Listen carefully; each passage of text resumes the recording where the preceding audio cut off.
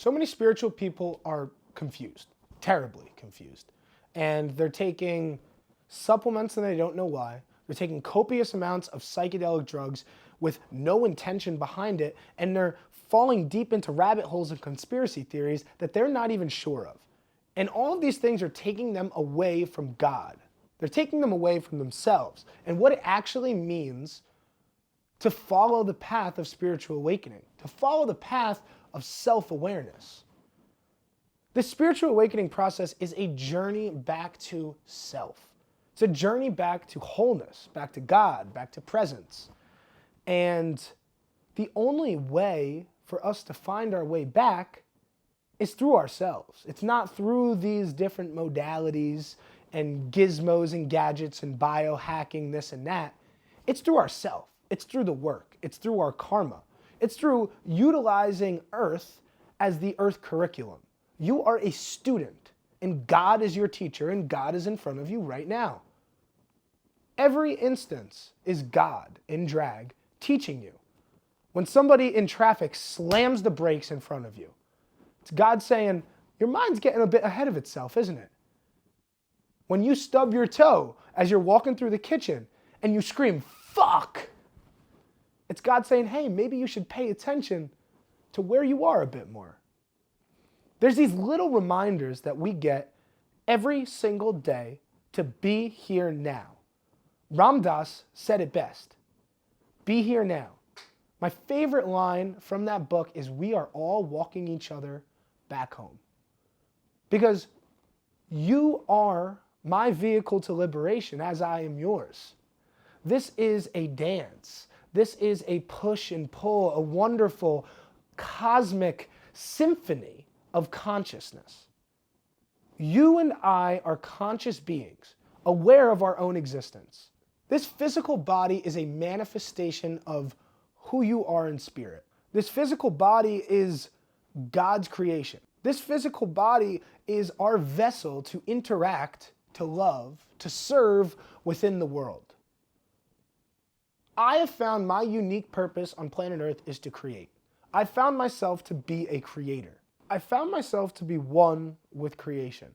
I found myself with the ability to enter flow very easily through surfing, music, skiing, art, all these different creative acts. I've been able to enter this state of effortlessness, of complete presence, of divine presence. I found that creation is my liberation. Creation is my yoga. Yoga simply means unity. Unity with oneself, unity with the divine, unity with God.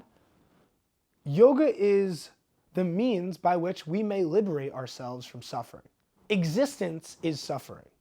The only way to free oneself from suffering is to be divinely present, to unify oneself with the source of consciousness, the source of creativity.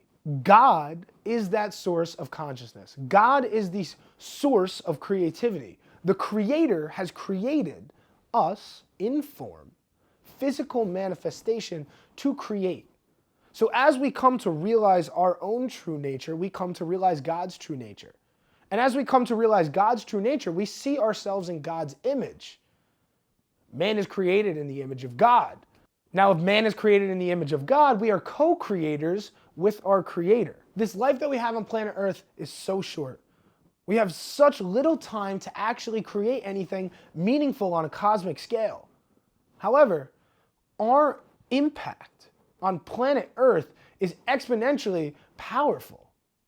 Our impact, the love that we are able to put out into the world, will impact people for thousands of years. We are not living in some cosmic soup of material stuff. We are living in a conscious, creative universe that is utilizing life itself as consciousness to create more, to create wholeness within the creation.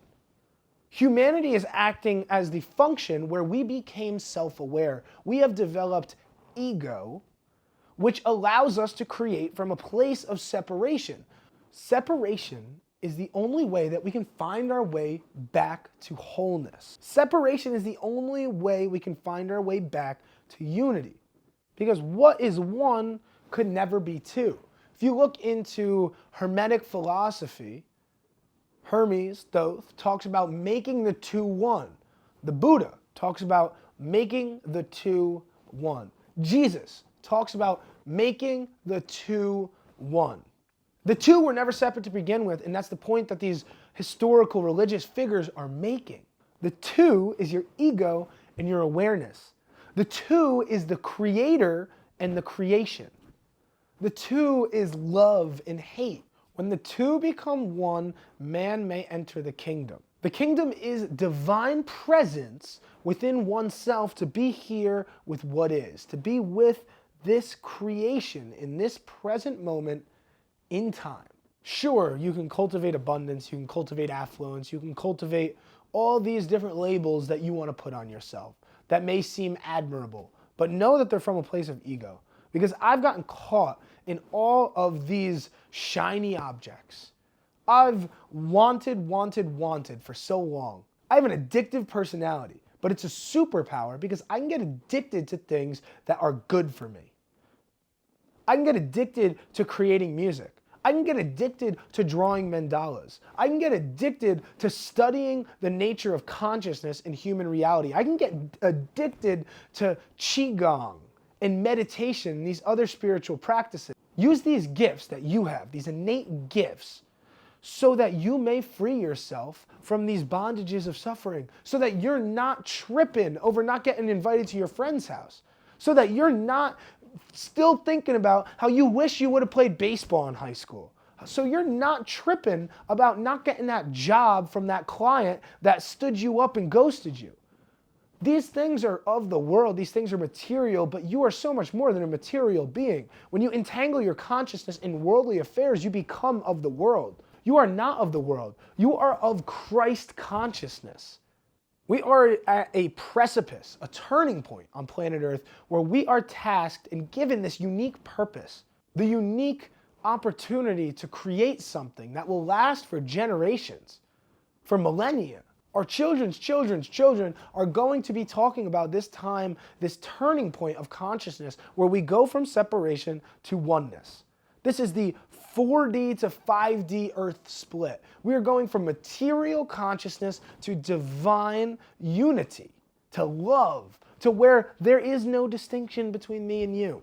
And that's what spiritual awakening is about. It's not about the crystals. It's not about the healing wands. It's not about all this other tchotchke crap that some people really think matters. It's not about spending money on Etsy for different dream catchers to put on your wall. It's about you sitting down and doing the work, sorting out your karma, being of service to the world and showing up as presence, sitting and listening when somebody's talking to you.